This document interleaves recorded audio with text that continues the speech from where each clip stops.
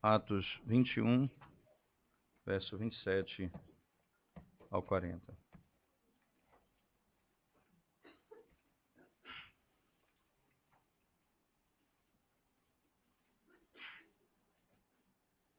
Assim diz a palavra de Deus.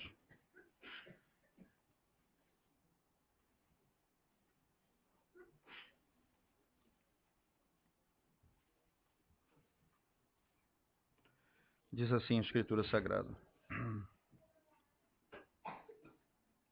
Quando já estavam por findar os 7 dias, os judeus vindos da Ásia, tendo visto Paulo no templo, alvoroçaram todo o povo e o agarraram, gritando: Israelitas, socorro! Este é o homem que por toda parte ensina todos a serem contra o povo, contra a lei e contra este lugar. Ainda mais, introduziu até gregos no templo e profanou este recinto sagrado. Pois antes tinham visto Trófimo, o Efésio, em sua companhia na cidade e julgavam que Paulo o introduzira no templo. Agitou-se toda a cidade, havendo concorrência do povo, e agarrando a Paulo, arrastaram-no para fora do templo, e imediatamente foram fechadas as portas. Procurando eles matá-lo, chegou ao conhecimento do comandante da força que toda Jerusalém estava amotinada.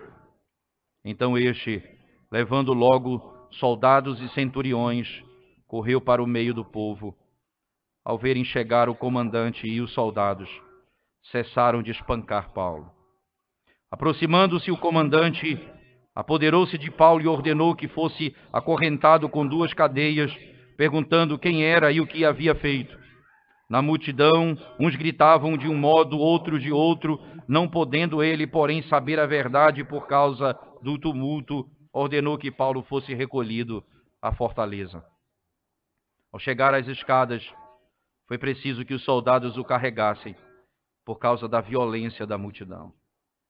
Pois a massa de povo seguia gritando, mata-o. E quando Paulo ia sendo recolhido à fortaleza, disse ao comandante, é-me permitido dizer-te alguma coisa? Respondeu ele, sabes o grego? Não és tu, porventura, o egípcio que há tempos sublevou e conduziu ao deserto 4.000 sicários? Respondeu-lhe Paulo, eu sou judeu, natural de Tarso, cidade não insignificante da Cilícia, e rogo-te que me permitas falar ao povo. Obtida a permissão, Paulo em pé na escada, fez com a mão sinal ao povo, fez-se grande silêncio, e ele falou em língua hebraica, dizendo... Nós vamos encerrar aqui no verso 40 especificamente. Vamos orar ao Senhor mais uma vez, irmãos. Nós te damos graças, Senhor bendito, por tua palavra. E pedimos ao Senhor que fale ao nosso coração nessa noite, para a glória do teu nome, revelando a glória do Evangelho de Cristo. Em nome de Jesus nós oramos. Amém, Senhor.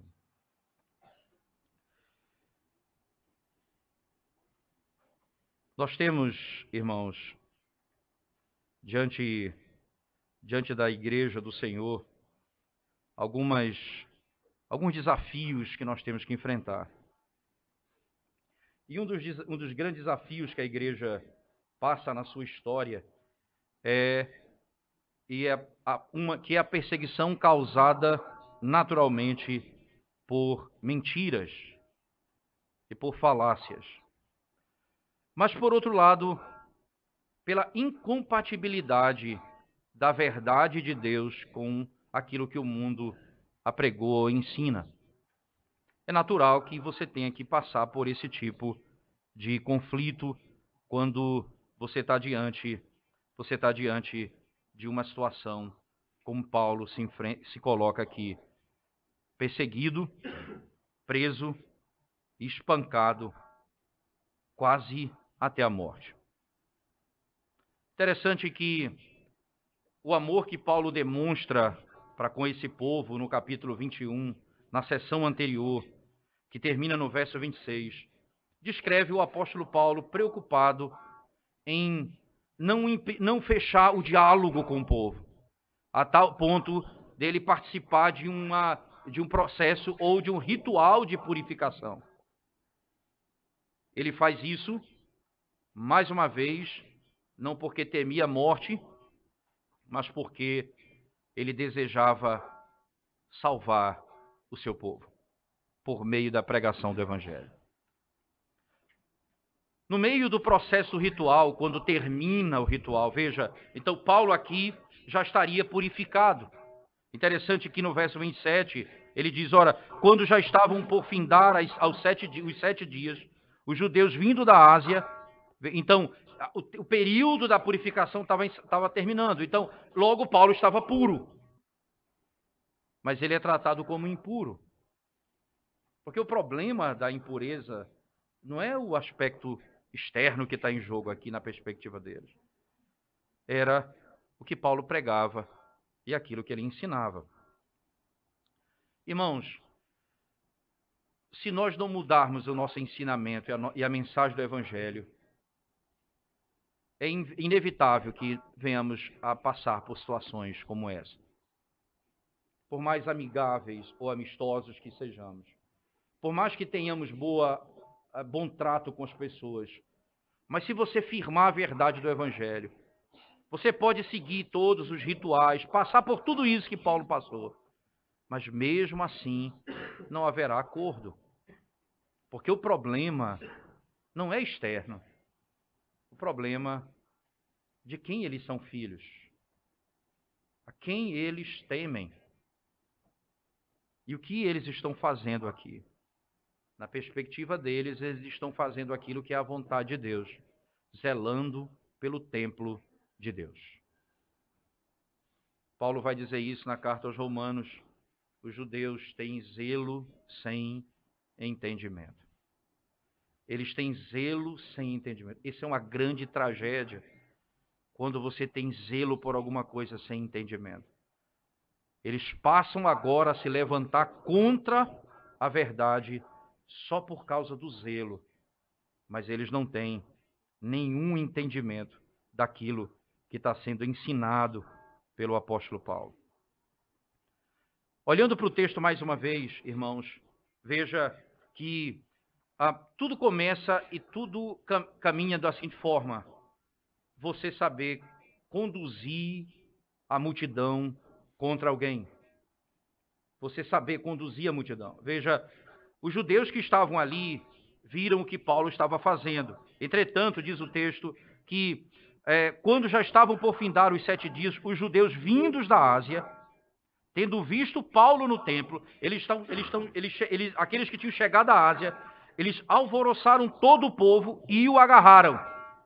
Perceba, aqui eles entram, criam um alvoroço no meio do povo e seguram o apóstolo Paulo, gritando, israelitas, socorro! Preste atenção, irmãos, né? Me ajudem a capturar esse homem. Esse homem aqui é o homem que por toda parte ensina a todos a serem contra o povo, contra a lei e contra este lugar. Ainda mais, introduziu até gregos no templo e profanou este recinto sagrado. Ele fala contra quem? Veja, o texto diz, contra o povo, contra a lei e contra este lugar, que é o templo, o santuário. E ainda mais, ele trouxe um gentio para dentro do templo. Veja que Lucas vai descrever que gentio é esse. E até mesmo Lucas coloca como eles não tendo certeza nem daquilo que eles estão dizendo.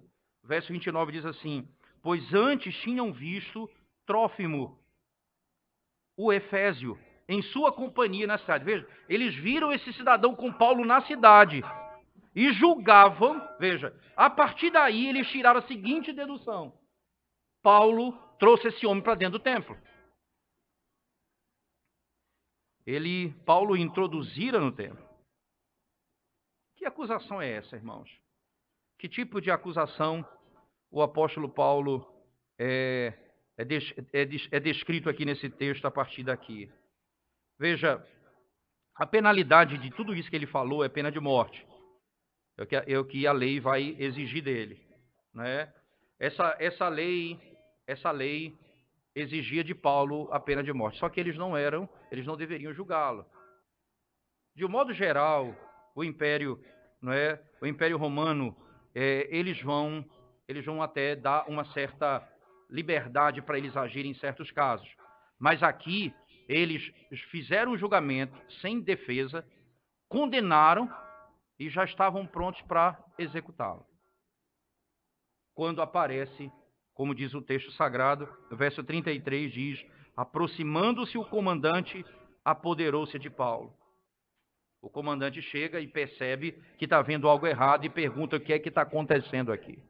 E na pergunta dele, a resposta dele, ele não tem resposta, porque ele está diante de um tumulto. E tumulto não tem razão, não tem lógica. As pessoas passam a falar coisa desordenada. Então, um grupo dizia uma coisa, outro dizia outra coisa. E não havia razão nenhuma, lógica nenhuma, para que Paulo fosse condenado. Então, ele leva Paulo para a fortaleza para ser preso. Porque ali é talvez mais seguro para ele. Para que fosse mais seguro para ele. Mas a razão, vamos para as razões que levaram Paulo à prisão. Ele prega contra o povo, contra a lei e contra o templo. O que Paulo ensina sobre essas coisas? Não é? O que Paulo ensina sobre essas coisas? Por exemplo, se você abrir a palavra de Deus no livro de Gálatas comigo, por favor, irmãos.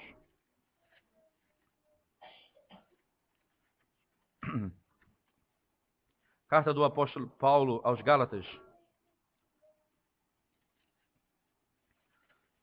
Especificamente no capítulo 3, a partir do verso 6, ele diz assim: é o caso de Abraão, que creu em Deus, e isso lhe foi imputado para a justiça. Sabei, pois, que os da fé é que são filhos de Abraão. Veja, os da fé é que são filhos de Abraão. Ora, tendo a Escritura previsto que Deus justificaria pela fé os gentios, pré-anunciou o evangelho a Abraão: em ti serão abençoadas ou benditas todas as nações, ou todos os povos. De modo que os da fé são abençoados com o crente Abraão. Ora, quem são os da descendência de Abraão? Os que creem como Abraão creu.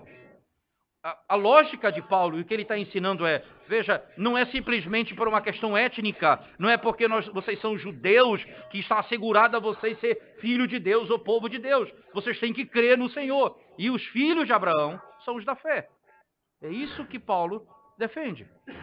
Ora, usando o contexto de Romanos, em que ele vai agora se deparar com essa realidade, na carta aos Romanos, por favor, na carta aos Romanos, capítulo 3 especificamente, por favor.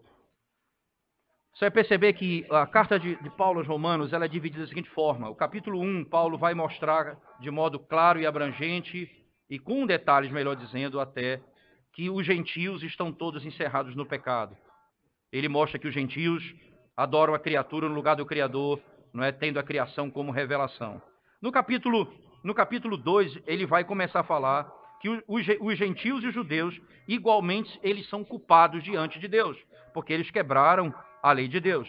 Veja, por favor, no versículo 2, Romanos 2, 1 em diante, ele diz assim: portanto, és indesculpável, ó homem, quando julgas quem quer que sejas, porque no que julgas a outro, a ti mesmo te condenas, pois praticas as próprias coisas que condenas.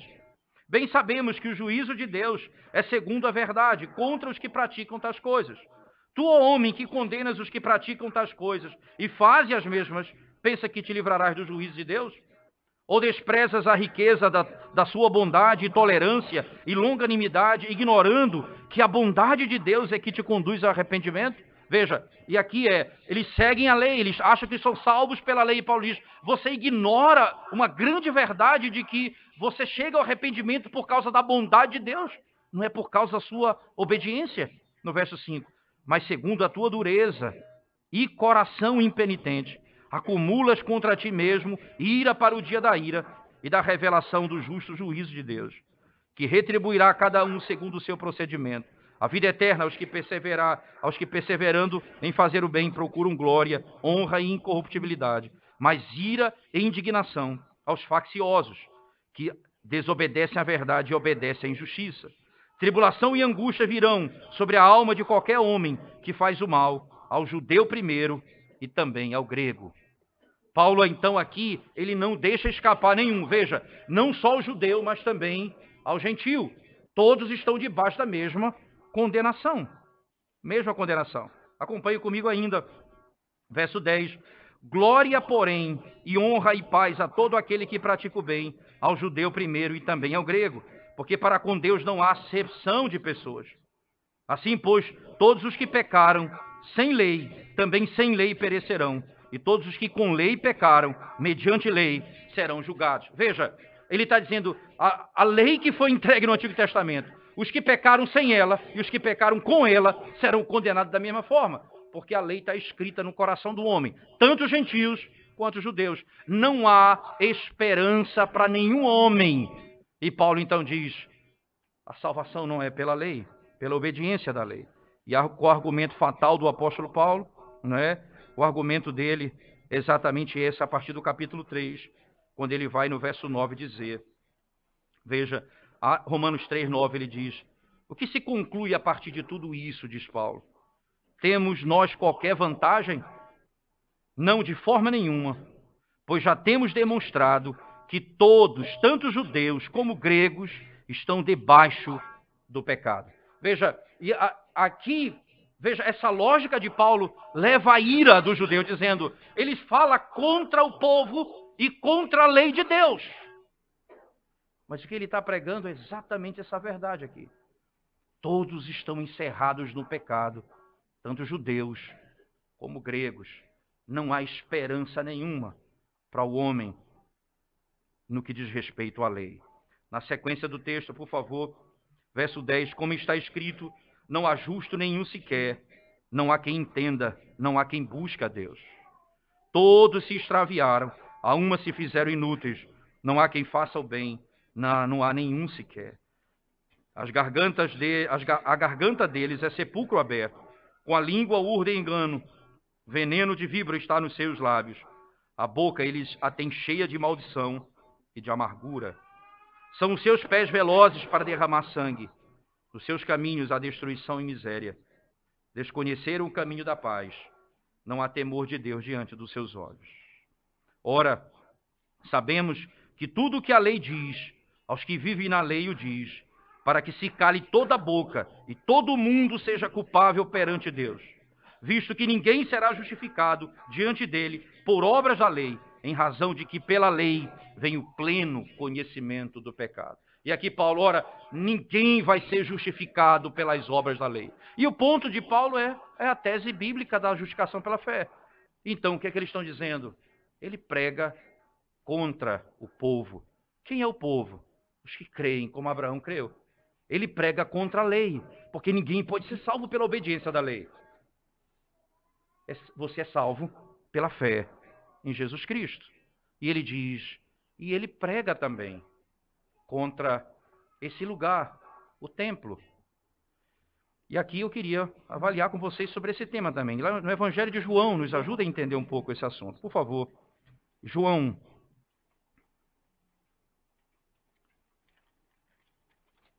Evangelho de João. Você vai perceber que o Evangelho de João, a primeira aparição, o primeiro milagre de Cristo revelado em João, ele se dá nas bodas em Caná da Galileia. Você conhece bem no capítulo 2 do Evangelho de João. Veja que esse é um texto intrigante. João 2, porque na sequência você tem Jesus purificando o templo. Não é? No mesmo capítulo 2. Veja, por que essa festa tem esse papel interessante? Jesus chega na festa, você tem lá no verso 1 em diante, 3 dias depois houve um casamento em Caná da Galileia, achando-se ali a mãe de Jesus.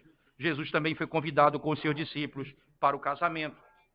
E tendo acabado o vinho, a mãe de Jesus lhe disse, eles não têm mais vinho. Mas Jesus lhe disse, mulher, que tenho eu contigo? Ainda não é chegada a minha hora. Então ela falou ao servente, fazei tudo o que ele vos disser. Estavam ali 6 talhas de pedra que os judeus usavam para quê? Veja o detalhe da informação. Usava para as purificações. Eles se purificavam para poder entrar no santuário.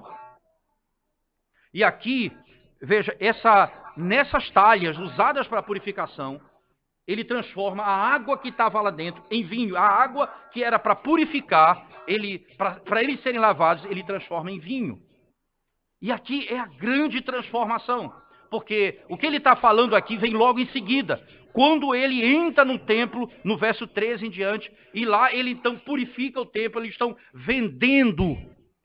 vendendo, fazendo comércio no templo do Senhor, e o Senhor entra e expulsa aqueles homens de lá, e ali ele então anuncia aquilo que todos nós sabemos.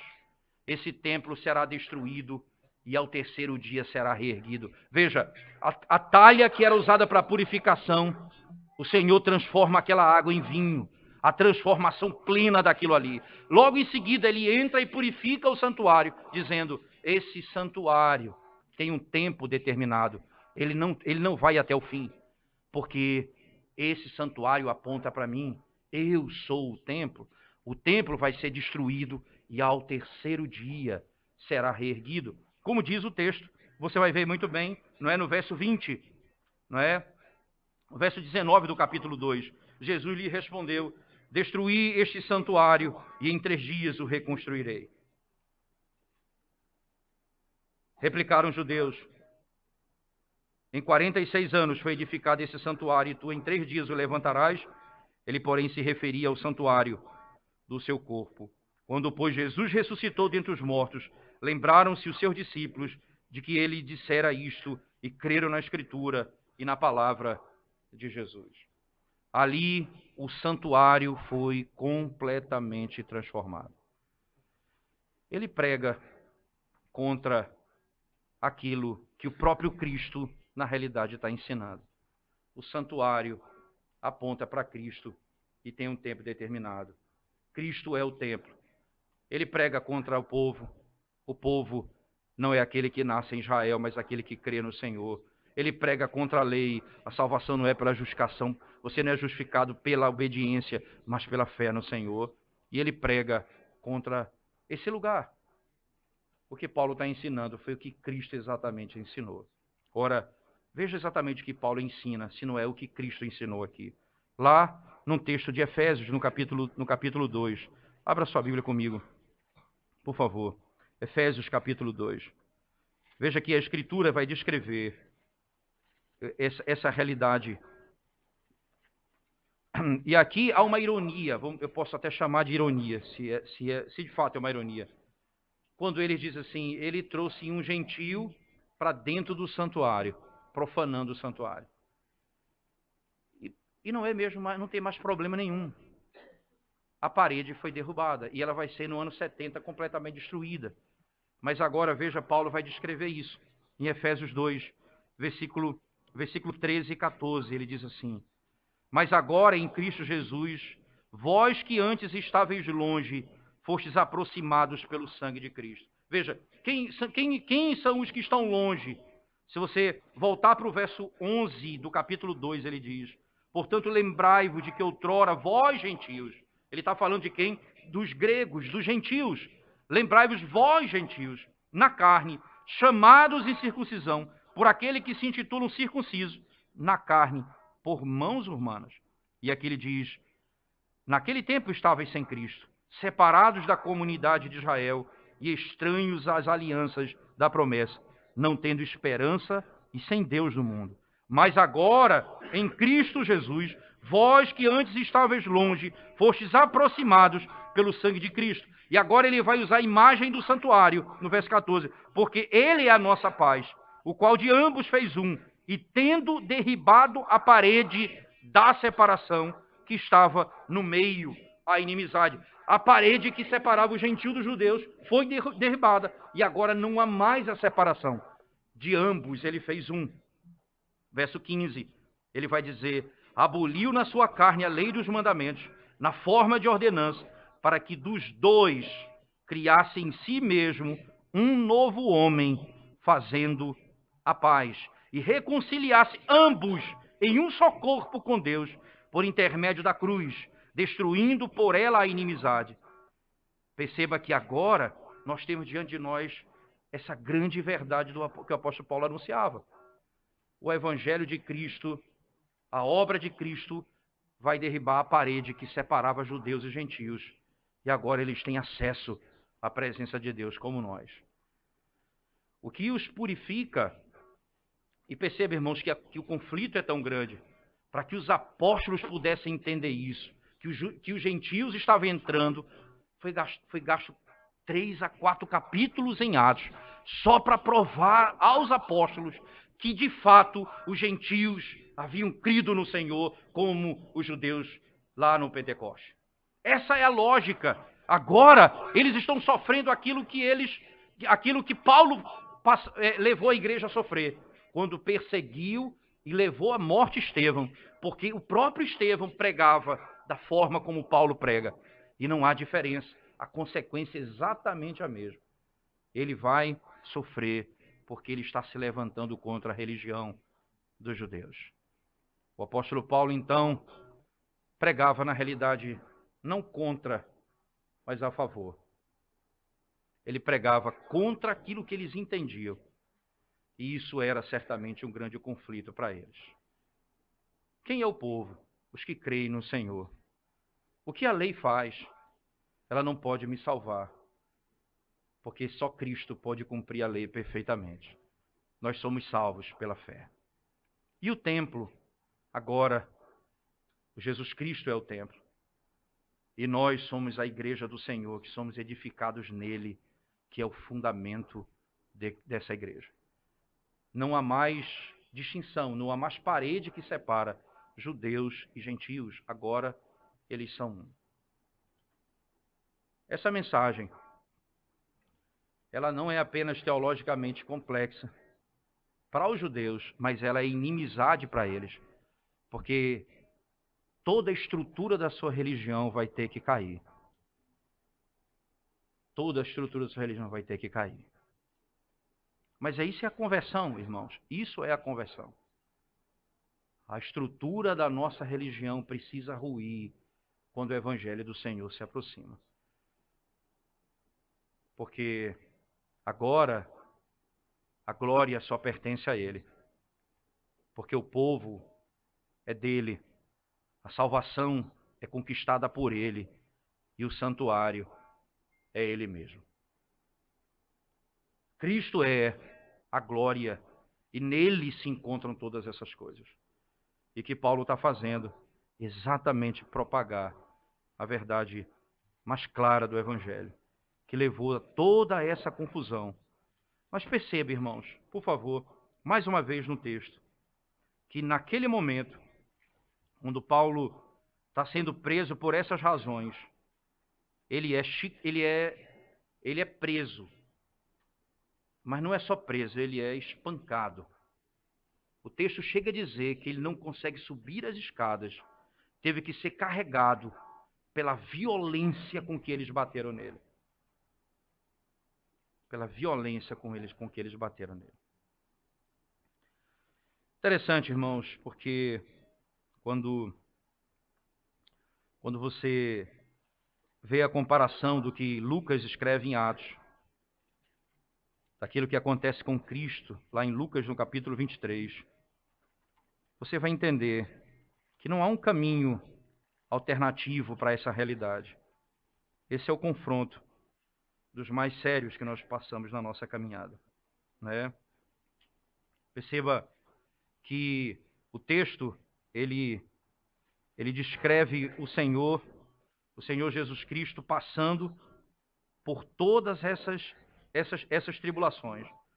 Você vai ver, não é, a partir do capítulo 23 do livro de Lucas, verso 13 em diante, ele diz: então, reunindo Pilatos, os principais sacerdotes, as autoridades e o povo, disse-lhes: apresentaste-me este homem como agitador do povo Perceba a acusação muito parecida com que Cristo recebe.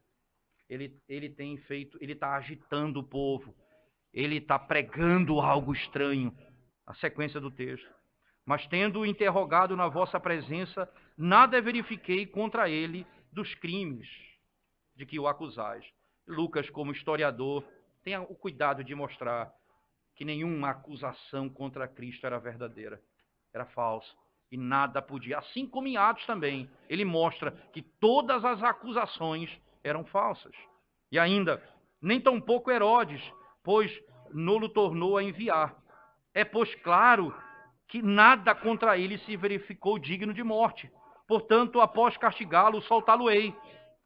E era-lhe forçoso soltar-lhes um detento por ocasião da festa. E aí toda a multidão, porém, gritava: fora com este, solta-nos Barrabás. Barrabás estava no cárcere por causa de uma sedição na cidade e também por homicídio. Ora, eles estavam dizendo: nós queremos aquele que tira a vida e não aquele que dá a vida, que ressuscita os mortos, que sara o homem, que liberta. Nós queremos aquele que tira a vida. Nós queremos um homicida, não Cristo. Por favor, desejando Pilatos soltar Jesus, insistiu ainda. Eles, porém, mais gritavam: crucifica-o, crucifica-o. Então, pela terceira vez, lhe perguntou: que mal fez este? De fato, nada achei contra ele para condená-lo à morte. Portanto, depois de o castigar, soltá-lo-ei. Mas eles instavam com grande grito, pedindo que fosse crucificado, e o seu clamor prevaleceu. Então Pilatos decidiu atender-lhes o pedido.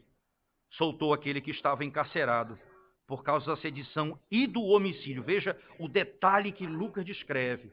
Por essas razões, a quem eles pediam, e quanto a Jesus, entregou à vontade deles. A ira do homem contra Cristo se revela de tanta forma. As pessoas não têm noção do que significa isso. Os homens rejeitam ao Senhor Jesus e a sua salvação para seguir os seus próprios caminhos. Esses gritam com aqueles: solta Barrabás. Esses se levantam contra o Senhor. Não se pode mais agora se levantar contra Cristo, agora ele está glorificado. O que eles se levantarão? Contra a igreja do Senhor. Porque a mesma mensagem é proclamada e Paulo passa a sofrer as mesmíssimas acusações, as infâmias, as inverdades. E nada pode ser encontrado que justifique a ação daquele povo, senão o coração, o ódio contra Deus. Nós vivemos essa luta constantemente, irmãos, em fazer a vontade de Deus e a nossa vontade, em seguir a Cristo ou seguir o nosso coração.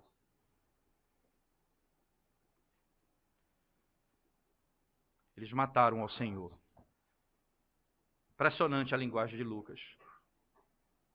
Ele os entregou para que eles fizessem a vontade deles. Mas na realidade, era a vontade de Deus. Porque Jesus veio morrer pelos nossos pecados.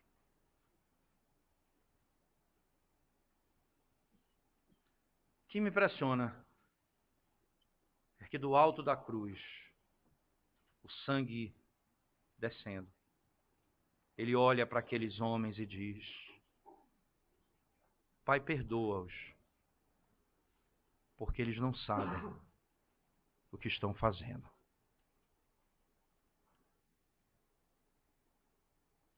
O que me impressiona em Paulo não é só o modo parecido como ele está sendo levado para a morte, mas é o modo como ele reage a isso. Veja, por isso que eu vou gastar um outro sermão para expor o capítulo 22, que é o discurso dele. Mas veja, veja no verso 35. Ao chegar às escadas foi preciso que os soldados o carregassem por causa da violência da multidão, pois a massa de povo o seguia gritando: mata-o! A mesma coisa que aconteceu com Cristo. Mata-o! Aqui naquele momento, quando Paulo ia sendo recolhido à fortaleza, disse ao comandante: é-me permitido dizer-te alguma coisa? Veja o zelo pela autoridade. Veja que coisa impressionante, o respeito pela autoridade. Eu posso falar alguma coisa?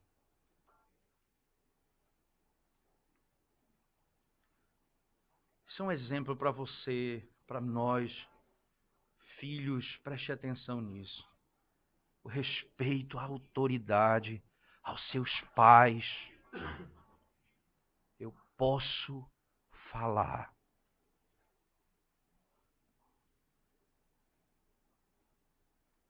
Qual é a sua vontade? O que o Senhor quer? Sim, Senhor. Nós descobrimos que a rebeldia dos nossos filhos os fará advogados. A gente diz: meu filho rebate tudo que eu digo, vai ser um advogado. Antigamente isso chamava rebelião, hoje é ser advogado. Não encontre justificativa para o filho que bate boca com o pai, porque isso não é santo, isso não vem de Deus, isso é iniquidade.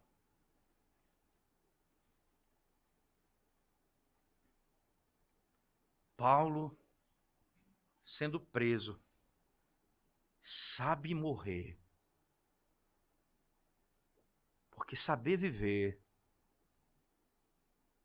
é uma virtude, mas saber morrer é uma glória. Paulo disse: é-me permitido falar. E o texto diz: respondeu ele: sabes o grego? Não és tu, porventura, o egípcio que há tempos sublevou e conduziu ao deserto 4.000 rebeldes contigo? Paulo responde dizendo: eu sou judeu, logo eu não sou egípcio. A resposta é simples. Ele não disse não. Ele disse: eu sou judeu. Ele disse não que ele não era. Eu sou judeu. Natural de Tarso, cidade não insignificante da Cilícia. Essa cidade tem a sua importância. E rogo-te uma coisa: que me permitas falar ao povo. Aquele povo que estava matando, que estava entregando Paulo à morte. Paulo vai dizer a ele que foi o que Cristo fez na vida dele. Porque não é um problema pessoal, é de eternidade. O amor de Cristo inundou o coração de Paulo, a ponto dele não só viver como Cristo viveu, mas ele morre como Cristo morreu.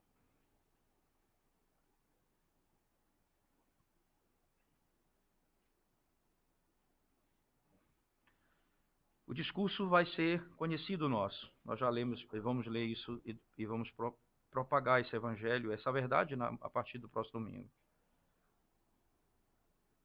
Mas antes do discurso, a disposição dele. Ele não quis se defender. Ele quis falar aos judeus o que Deus havia feito com ele. A glória da vida cristã, irmãos, repousa nessa diferença para o mundo. Nós não nos vingamos. Nós temos misericórdia das pessoas. ele tinha uma última chance, talvez, de falar àqueles homens acerca da glória do Evangelho. Aqueles que estavam matando e tirando a sua vida.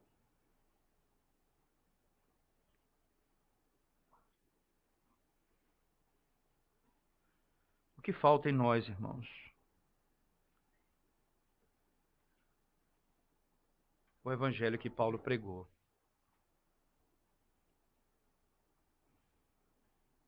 O Evangelho que diz que foi interpretado pelos judeus que ele se levantava contra o povo. O Evangelho que quebra as paredes e transforma povos em um povo, o povo do Senhor. O Evangelho que fala da lei, mas mostra que ninguém é superior ao outro, porque nós somos salvos pela graça de Deus, não por nossa obediência pessoal. O Evangelho que anuncia que o templo do Senhor é Cristo e que nós, quando cremos no Senhor, por meio da obra da redenção, nós somos parte dessa igreja. Nós somos um tijolo que é colocado em cima dessa pedra viva e nós passamos e nos tornamos pedra que vive, pedra sobre pedra. A inimizade foi tirada. Quem é meu inimigo?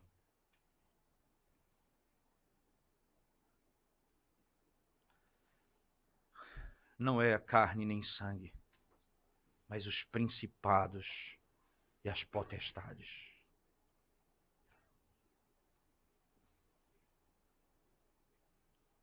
Quanto mais aos homens que nos fazem o mal, agora você entende o que é que ele quis dizer quando Cristo diz: orai por aqueles que vos perseguem, por aquele que vos odeiam. Amem aqueles que querem tirar a sua vida. Não é que você vai ter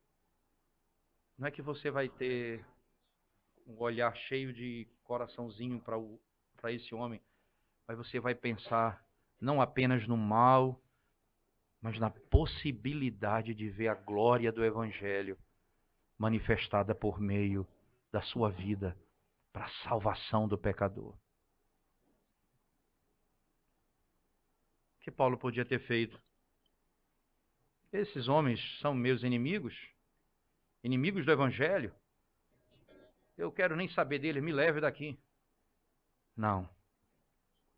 Ele chegou a dizer: se eu pudesse, eu dava a minha vida para a salvação deles.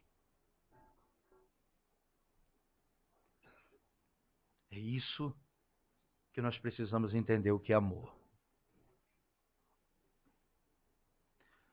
E quantas coisas tão pequenas quebram a paz e a estrutura da unidade do nosso lar, quando a obra de Cristo constrói algo tão poderoso, que traz tanta unidade na nossa vida, na igreja, na nossa casa. Certamente porque os alicerces do Evangelho não foram bem firmados e nós precisamos voltar ao Evangelho sempre. Em todas as áreas da nossa vida.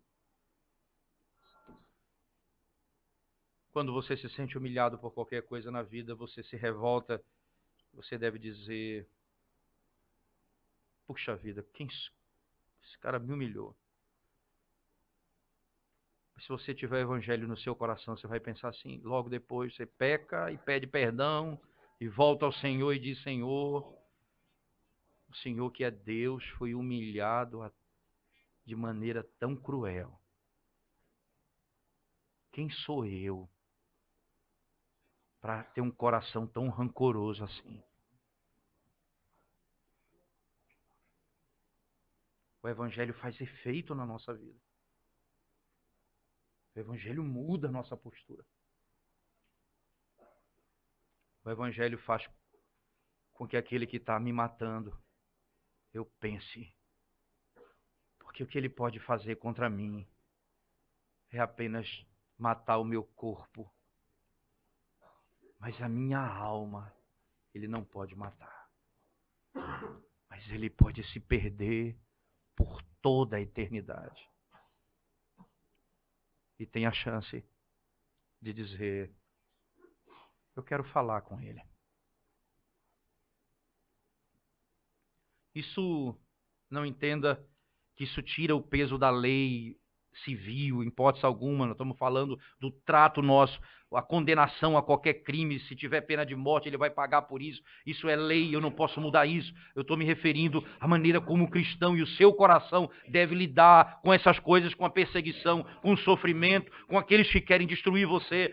A maneira, essas coisas devem fazer de você o homem mais parecido com Cristo. E Paulo foi sendo transformado à semelhança de Cristo. Quanto mais perto da morte, mais Cristo era visto nele. Até as palavras, até o contexto, até o modo da morte foi idêntico ao do seu Salvador.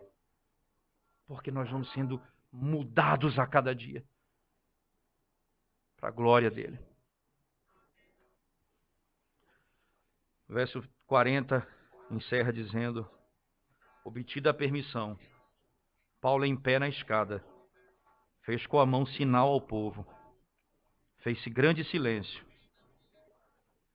e ele falou em língua hebraica. Falou grego com o comandante, falou em hebraico com o povo. Ele fala na língua para se fazer entender, para se fazer compreender. O amor manifestado de várias formas, por causa da glória do Evangelho de Cristo. O Deus que condescendeu conosco e que se curvou para ver o que se passa na terra e que veio ao nosso encontro e fala conosco como um pai fala com um bebê. Fala nossa língua para podermos entendê-lo. Que esse evangelho de Paulo, o evangelho de Cristo, pregado pelo apóstolo Paulo, mude de fato a nossa vida. Mas certamente ele mudará a vida daqueles que de maneira odiosa rejeitam a Cristo, abandonando ao Salvador. Esses são aqueles que se levantam contra o Senhor. Aqueles que dizem, mata-o.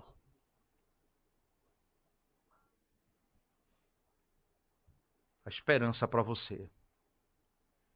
Porque Cristo na cruz do Calvário morreu para salvar o homem do pecado. Arrependa-se do seu pecado hoje. E você será salvo. E creia no Senhor Jesus. E você então será salvo. Vamos orar ao Senhor mais uma vez, irmãos. Pai santo e bendito, mais uma vez nós clamamos a tua misericórdia sobre nós. Aplica a tua palavra ao nosso coração, trazendo salvação, redenção, conforto e, acima de tudo, que a glória do Evangelho de Cristo mude a nossa conduta em várias áreas, em todas as áreas da nossa vida. É o que nós te pedimos, em nome de Jesus. Amém, Senhor Deus.